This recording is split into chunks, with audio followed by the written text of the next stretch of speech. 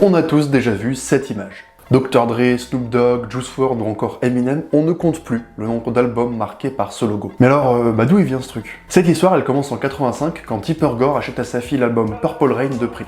En l'écoutant avec sa fille, Tipper, elle se rend compte d'un truc. Contenu sexuel, images choquantes, l'album n'est pas du tout adapté pour ce genre de public. Et Tipper, ce qui lui fait peur surtout, c'est qu'il y a sûrement beaucoup de mères comme elle qui ont aussi acheté cet album à leurs enfants. Ni une ni deux, elles fondent le PMRC, qui est un groupe de pression cherchant à dénoncer l'évocation de ces sujets. Le PMRC produit une liste de 15 artistes musicaux à bannir, comprenant du Madonna, du Prince, du AC/DC, et l'envoie à plein de maisons de disques. Même si beaucoup sont opposés à l'ajout d'un label, et derrière la pression publique, ça fonctionne. Le label que l'on connaît tous commence progressivement à faire son apparition sur les pochettes d'albums pour alerter du contenu choquant. Et ce qui est assez intéressant, c'est que ce label n'est pas du tout obligatoire. En fait, ça revient à l'artiste ou à la maison de disques de décider s'ils veulent le poser. Et au final, beaucoup de gens sont d'accord sur le fait que le label n'aura pas été super utile, mais aura réussi à être associé à un genre qui, en 85, était encore qu'à ses débuts, le rap.